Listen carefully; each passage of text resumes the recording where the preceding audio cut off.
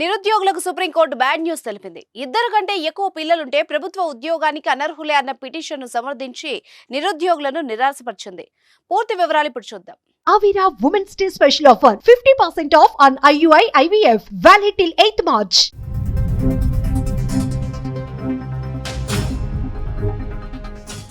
ఈ కాలంలో ప్రభుత్వ ఉద్యోగాలు కావాలంటే ఎంత కష్టపడాలో తెలియంది కాదు. ఓవైపు పెరిగిన పోటీ, మరోవైపు ప్రభుత్వాలు పెడుతున్న సవాలక్ష నిబంధనలు, పెరిగిపోతున్న వయో పరిమితులు, ఇలా ఎన్నో సమస్యలు. వీటి మధ్యే ప్రభుత్వ ఉద్యోగాల కోసం తీవ్రంగా పోటీ పడుతున్న నిరుద్యోగులకు తాజాగా ఓ బ్యాడ్ న్యూస్ అందింది. ముఖ్యంగా ఇద్దరు కంటే ఎక్కువ మంది పిల్లలున్న నిరుద్యోగులను ప్రభుత్వ ఉద్యోగాలకు అనర్హుల్ని చేస్తూ ఓ రాష్ట్ర ప్రభుత్వం తీసుకున్న నిర్ణయాన్ని సుప్రీంకోర్టు సమర్థించింది.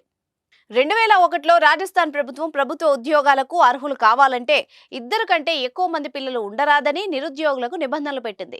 దీన్ని 2017లో పదవీ విరమణ చేసి 2018లో రాజస్థాన్ పోలీస్ కానిస్టేబుల్ పోస్ట్ కోసం దరఖాస్తు చేసుకున్న మాజీ సైనికుడు రామ్ లాల్ జాట్ సుప్రీంకోర్టులో సవాల్ చేశారు.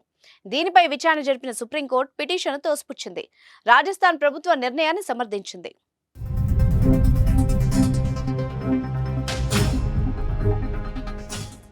రాజస్థాన్ 2001లో చేసిన ప్రభుత్వ ఉద్యోగుల సర్వీస్ రూల్స్ ప్రకారం పిటిషనర్ రామ్ లాల్ 2018లో దరఖాస్తు చేసుకున్న పోలీసు ఉద్యోగానికి అనర్హులయ్యారు. దీనిపై 2022లో రాజస్థాన్ హైకోర్టును ఆశ్రయించారు. అక్కడ ఊరట లభించకపోవడంతో సుప్రీంకోర్టును ఆశ్రయించాడు.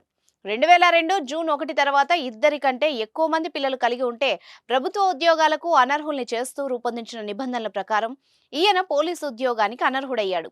దీంతో రామ్ లాల్ దాఖలు చేసిన పిటిషన్ పై విచారణ జరిపిన సుప్రీంకోర్టు ప్రభుత్వ నిర్ణయాన్ని సమర్థించింది.